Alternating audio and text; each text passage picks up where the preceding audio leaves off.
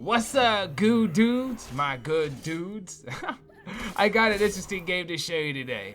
The series Dark Souls created a whole new RPG genre called Souls-like, right?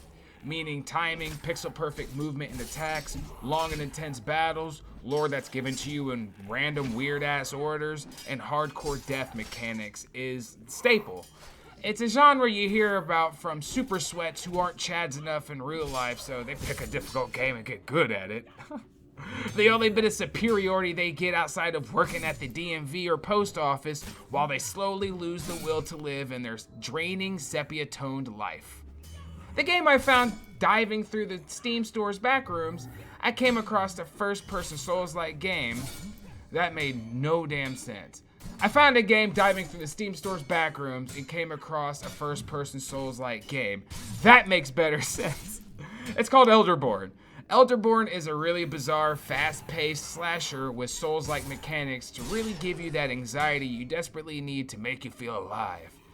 It's the only thing that makes you feel alive outside of spanking yourself with that leather crop. Anyway, let's dive into this interesting some bitch. And always remember to choose Big Tribal Mommy when it comes to choosing a character. And also like the video if you want to see more reviews.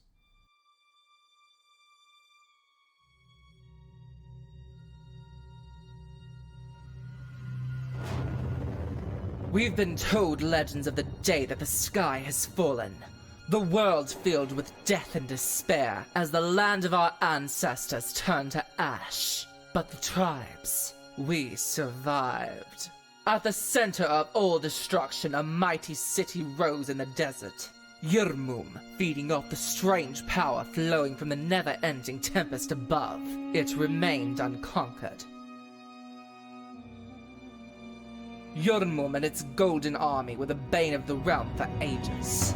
The tribes toiled in its shadow, bound in its relentless grip, enslaved and oppressed, until a warlord came, who united our tribes and led them against the city.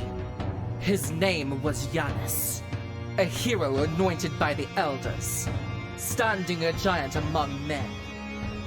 Yanis's warriors never returned, but the city fell silent, sealed shut, dormant for centuries, closely guarding its mysteries and treasures.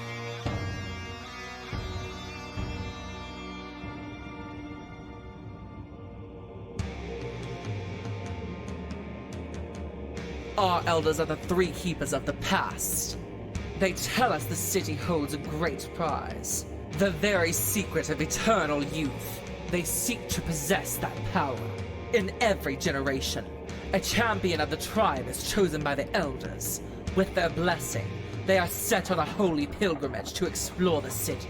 The champion is decided in trial of combat.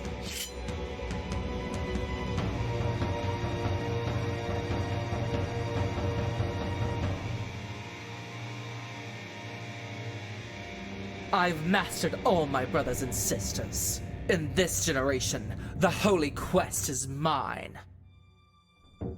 Leaving the familiar desert sands behind me, I enter the forbidden caves. This is the only remaining way to the sealed-off city. No one returned from the pilgrimage, yet there is no fear in my heart as I stare into the darkness. Gripping my weapon, I step into the shadows. And the shadows come alive. You know, the intro movie really feels like some Redgar fanfic from Elder Scrolls Online. I can't knock the story too hard though, like, we are a big tribal mommy, chosen through life or death battle.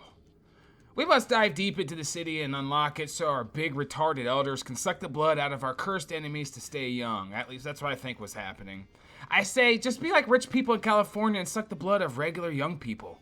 There isn't much else to add to this story other than the small slabs of stone someone bled out etching into. I collected a few that pretty much tell the tale of a warrior's adventurer down there. Adventure, not adventurer. Damn, I'm stupid. These are the gates of Germum. As they close behind me, I feel both scared and relieved. The catacombs are dark and ominous, but much more peaceful than the madness of the city in ruins. I doubt if I find refugee here. I'll try to make way through these corridors. Find a way out. If you are reading these words and your intent is to pass the gates and enter Jormum, know you will find nothing there but sorrow. But I left more tablets like these so those who come after me can at least picture the immortal city as it once was. I'm torn between horror and awe. The embers here make this place seem so alive. Much more hopeful than the sights of decay above. If I only could forget who I am and spend the rest of my eternal life as a mindless creature roaming these corridors, that would bring me so much peace. Maybe if I could find some of these strange glowing maggots. When the priest deems someone a troublemaker, when someone would not yield to their rule, they would have the guards of the Golden Army bring them down here, into the oblivion, a place where they would be forgotten forever, their name never spoken out loud in the world above. I never thought I could see it with my own eyes. So many bones here. How did a town that is home to immortals manage to produce so many remains? Is it possible that Jormum claimed so many lives of slaves? Were barbarians from the desert brought to serve us against their will? Many of them could never be persuaded into obedience, and such were killed as an example to the others. Some would die carrying out their duties, or forced to fight each other to the death for our entertainment. But this many? Kind of reminds me of the Fallout games when you leave the bunkers.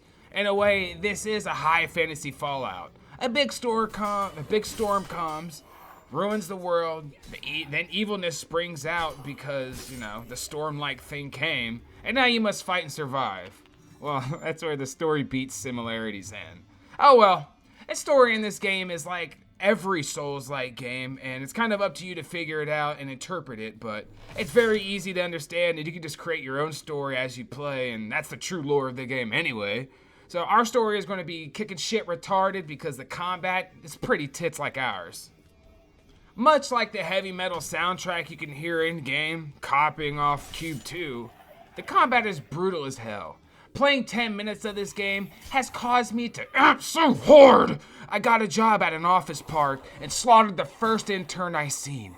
Got promoted to the floor supervisor and went and got my dick sucked by a prostitute who paid me. From the start of the game, you are put through a simple tutorial that kind of runs down the core mechanics of combat.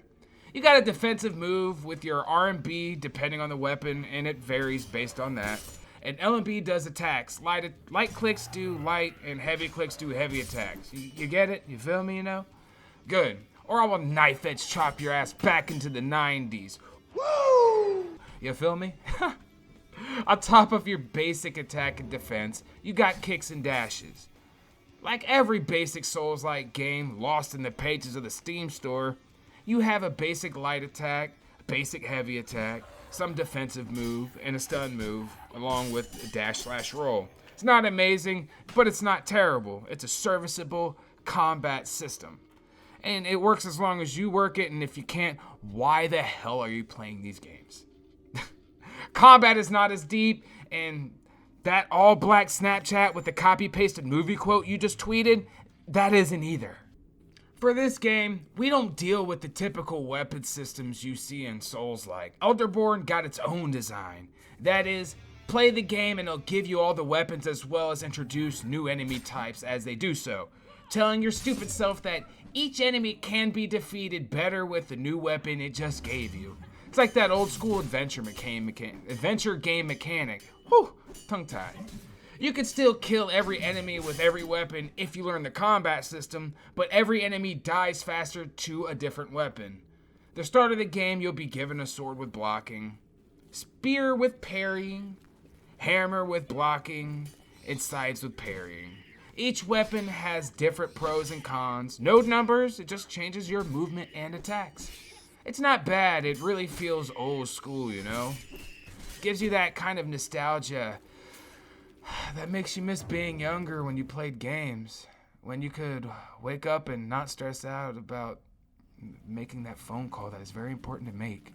And if you don't, things will go very terribly and the bad guys may kill your children. The thought of your kids dying freaks you out, causing you to delay even more, risking their life further. You know? The good kind of nostalgia you feel when playing video games, which will be negated when you encounter some of the game's enemies. Enemy design is very simple. You have your humanoid enemies with different variances that have their own unique attacks and weaknesses, like every Souls-like game. The enemies in this game, have a health bar visible on their body. They glow when full health, and as you attack, the maggots on them or their essence in them dissipate, so the more dull the enemy, the more dead, right? Like that body on the side of the road we seen July 5th, 2018. We both knew because its face wasn't bright red and flushed with blood flow. It was pale and dull. You get what I'm saying? Most of the special enemies in this game piss me off, and I would love nothing more to need the nads of the Nard who designed these mummy-like guys like a noob. These guys really nick my knack. Then we got the scorpions, and I am absolutely terrified of scorpions and spiders. Like every game I play that has those enemy types, it really sussies my boy Baka. What the fuck? I dread playing games like that. I have giant spider monsters, and I feel someone one day will trick me into playing one. Anyway, enemies are basic as hell, but when facing large groups or on the edge of cliffs, you can have some true kicking montage and group fighting fun.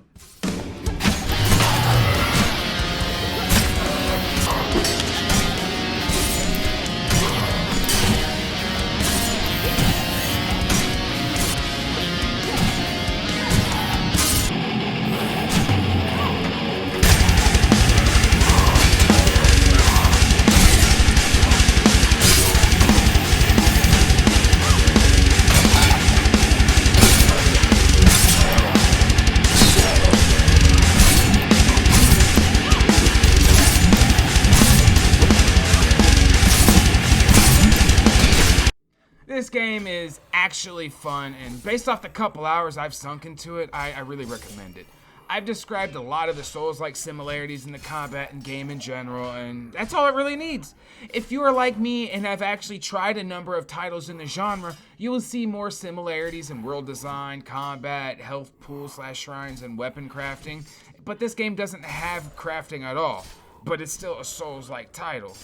This game doesn't even need it, leaving you to only have to focus on getting good with the weapons, doing weapon challenges, mastering the simple but complex combat, and when you want to, farm essence, you can keep, regenning and respawning enemies at that random glowy pool that's all cool.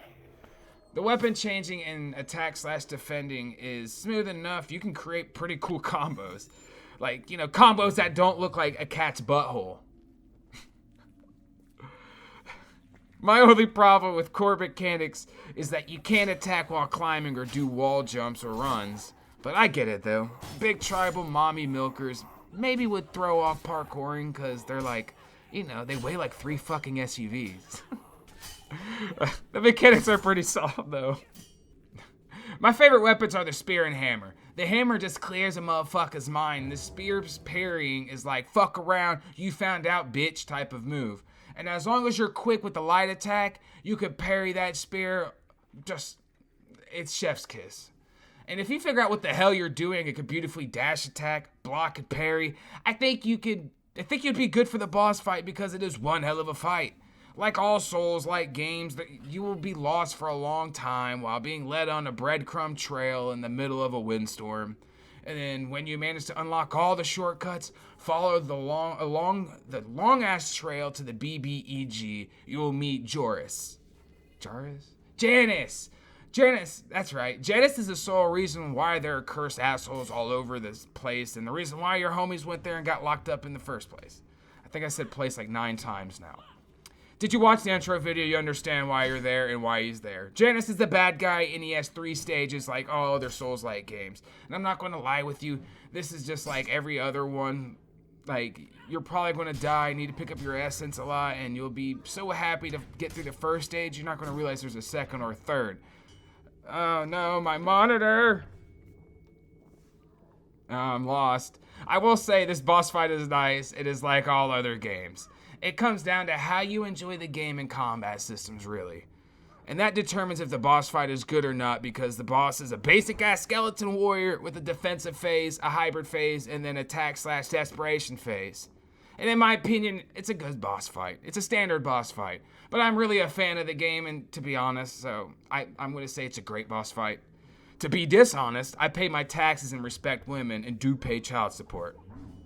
In conclusion, pegging is okay, my good dudes. Elderborn is a pretty solid Souls-like title for what it delivers as a first-person entry in the genre. It's good, you know? And if you're looking for an uber dark and gothic game, go fuck yourself and go back to anime nights in the public library. The soundtrack rips and the combat is gnarly. Elderborn delivers on a solid experience for the genre it is.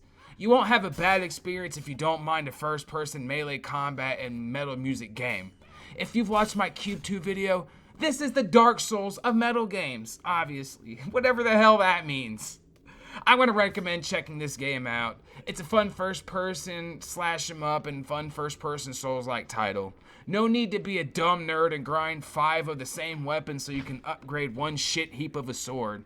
You could turn off the music if you aren't into it, but hell, why would you? It gets me in the mood to go slaughter more interns. It's the doom of melee games. I have no clue what the hell I am saying, and I hope someone comes and helps me. Play Elderborn. This is my last coherent statement before Cthulhu awakens. If you like my schmingleborp, leave a like. Subble crippin' for more Snorcerer on GD.